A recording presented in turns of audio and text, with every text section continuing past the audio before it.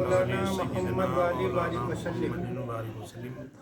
الصلاۃ والسلام علیک یا رسول اللہ، الصلاۃ والسلام علیک یا حبیب اللہ، الصلاۃ والسلام علیک یا نبی اللہ، الصلاۃ والسلام علیک یا رسول اللہ، الصلاۃ والسلام علیک یا خیر خلق اللہ، الصلاۃ والسلام علیک یا نور من نور اللہ، الصلاۃ والسلام علیک یا اولیاء اللہ وعلی آلک و اصحابک سیدی یا رسول اللہ۔ الحمد للہ رب العالمین، یا محمد مصطفیٰ یا رحمۃ للعالمین، یا ایہا الذین آمنوا کونوا مع الصادقین۔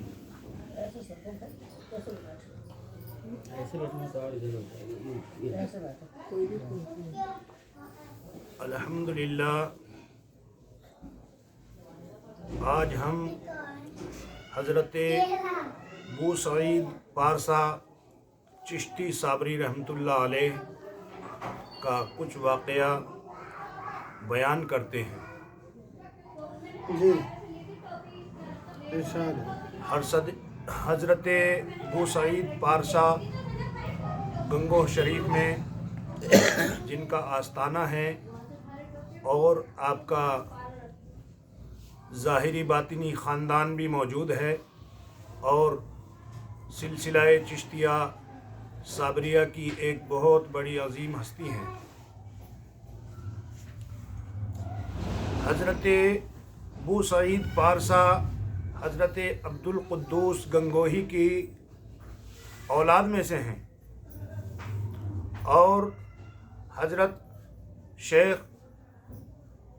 نظام بلخی کے مرید خلیفہ ہیں، اور حضرت شیخ جلال الدین تھنیسری تھانیسور شریف پنجاب ان کے پوتے ہیں۔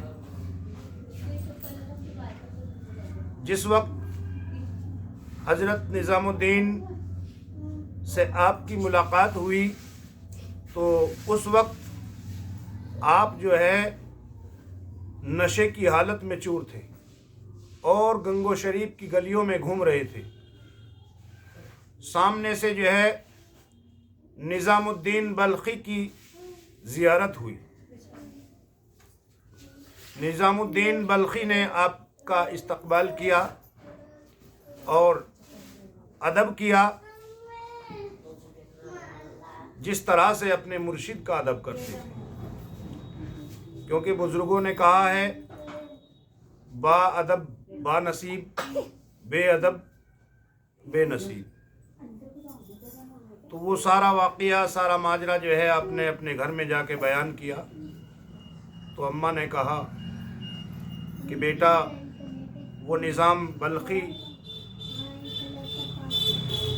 شیخ جلال الدین تھنیسری کے خلیفہ، اب وہ دولت کہاں سے ملے گی؟ وہ تو ہمارے گھر سے چلی گئی۔ تو آپ نے اماں سے وعدہ کیا کہ اماں میں وہ دولت واپس لے کر آؤں گا۔ آپ جو ہے گھر سے نکل پڑے اور نظام بلخی کے یہاں جب پہنچے تو نظام بلخی کو جو ہے الہام ہوا کہ تمہاری پیر و مرشد کی اولاد آ رہی ہے، ان کا استقبال کیا جائے۔ تو آپ نے جو ہے اپنے مریدوں کو خدمت میں حاضر کر دیا اور اچھے طریقے سے استقبال کیا۔ اب جس وقت ابو سعید پارسا نظام بلخی کے یہاں پہنچے تو آپ کے یہاں محفل لگی ہوئی تھی اور سب مریدین عاشقین سب حاضر تھے۔ تو آپ نے جو ہے ان کو گدی پہ بٹھایا اور ان کا احترام کیا، اور آپ سے دریافت کیا کہ حضور کیسے آنا ہوا؟ کہ حضرت میں آپ سے دولت لینے کے لیے آیا ہوں، میں آپ سے دولت لینے کے لیے آیا ہوں۔ جی تو آپ نے جو ہے جتنی بھی آپ کے پاس دولت تھی سب خچروں پر لاد دی اور کہا کہ ابو سعید پارسا کو صحیح سلامت گھر پہنچایا جائے۔ تو آپ کو جو ہے گھر پہنچا دیا گیا۔ اماں نے جو دیکھا کہ ابو سعید پارسا بہت سی دولت، بہت سا خزانہ لے کر آئے ہیں نظام بلخی کے یہاں سے، تو اماں نے کہا کہ بیٹا یہ دولت نہیں ہے، یہ دولت نہیں ہے، یہ تو دنیا کا مال ہے، یہ تو خاک ہے، ختم ہو جائے، یہ دولت نہیں ہے۔ تو آپ نے کہا کہ اماں اور کون سی دولت ہے؟ کہ وہ دولت وہ ہے جو آپ کے ابا نے نظام بلخی کو عطا کی ہے، یعنی جو شیخ جلال الدین تھنیسری نے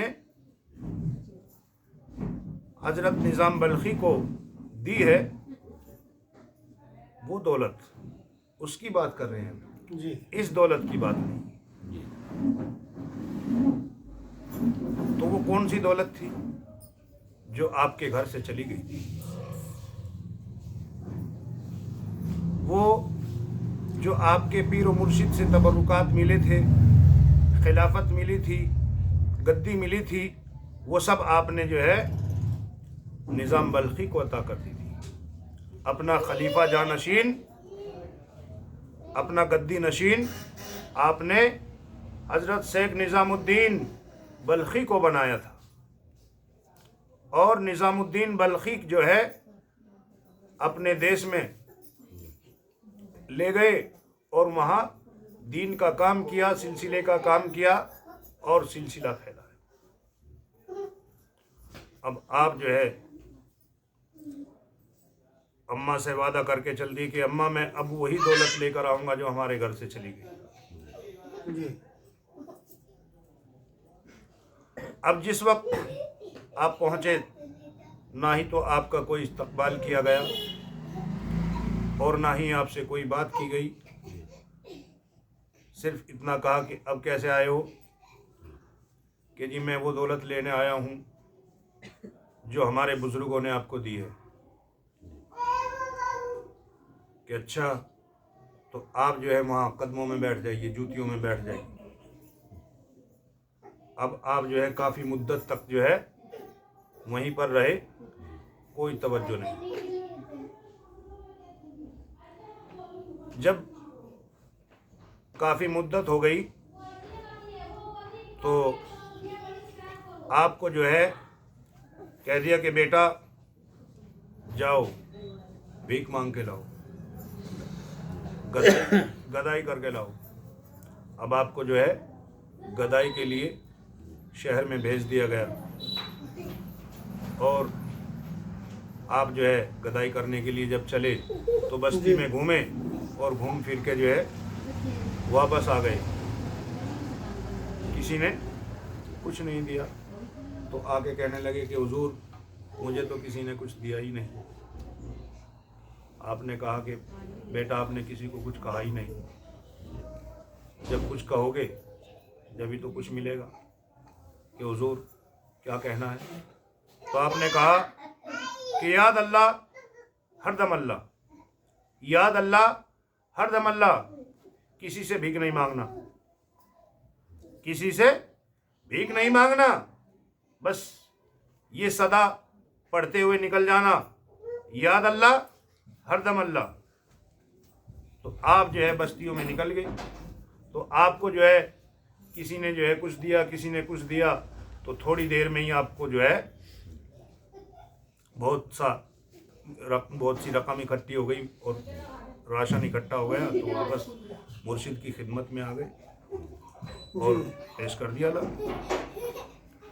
اب آپ جو کچھ بھی لے کر آئے تھے وہ سب آپ نے جو ہے غریبوں میں تقسیم کر دیا۔ سبحان اللہ۔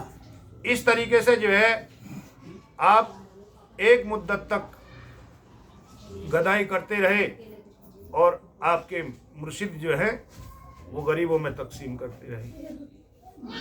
جی جب دیکھا کہ ابو سعید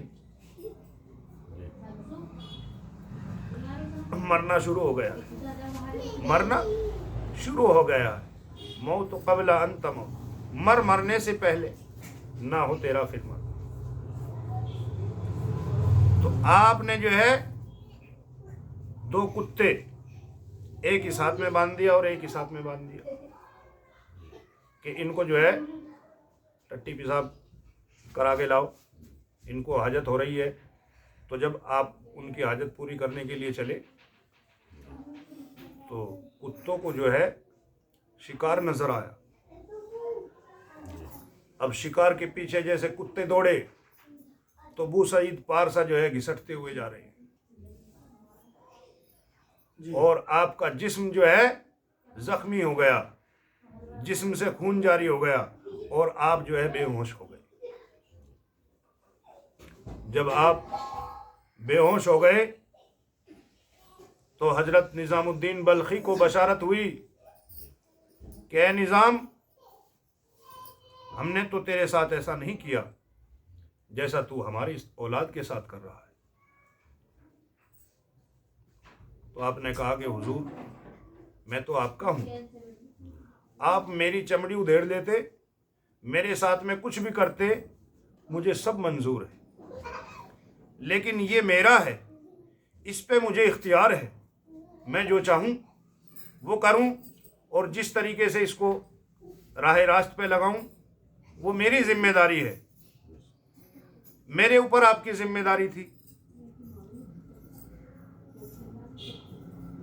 کہنے لگے بس اب آپ نے جو ہے یہ سنا، اور سنتے ہی جو ہے آپ کی آنکھیں کھلی، آپ بیدار ہوئے اور کہا کہ نظام بلخی، یہ تمہارا رویہ ٹھیک نہیں ہے۔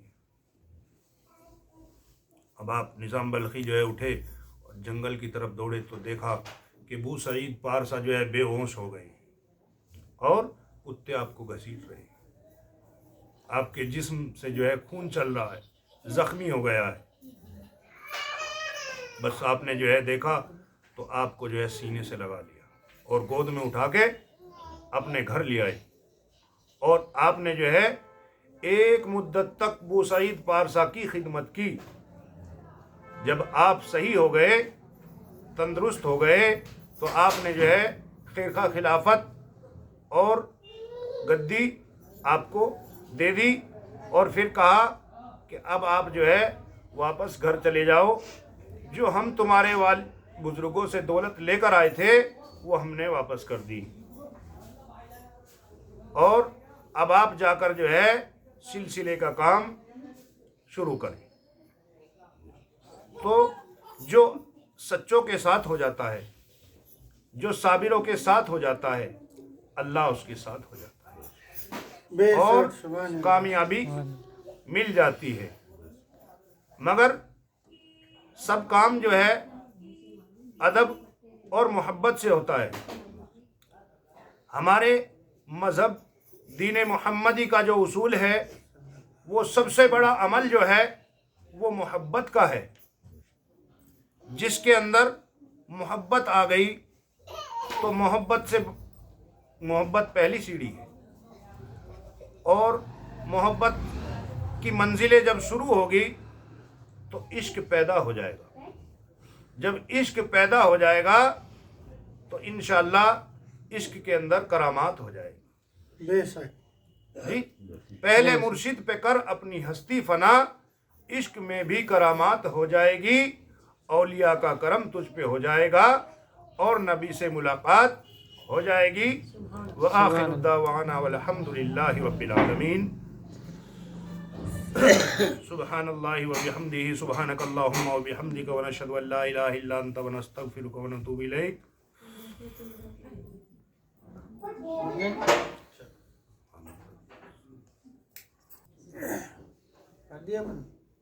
چالو کرو۔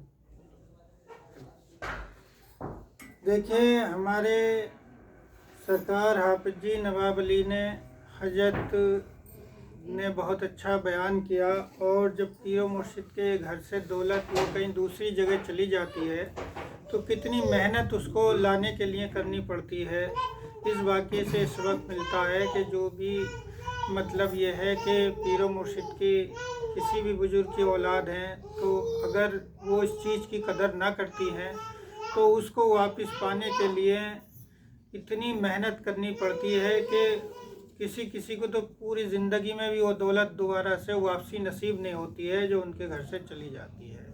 تو اس چیز کا دھیان رکھیں اور اس چیز کا ادب کریں. اگر کسی کے والد بزرگ ہیں تو اس کے بہت اونچے نصیب ہیں اگر وہ ان کو سمجھتا ہے، اور نہ سمجھتا ہے تو جیسے حضرت امام بلخی رحمۃ اللہ علیہ کو اس کو لانے کے لیے انہوں نے تو پا لیا لیکن ہر ایک کو نہیں ملتی. السلام علیکم ورحمۃ اللہ وبرکاتہ.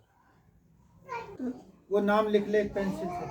حضرت ابو سعید پارسا. اور حضرت یہاں لکھ لے. واقعہ حضرت ابو سعید پارسا. لے بھائی بھول جائے گا پہلے یہاں لکھ لے. ابو سعید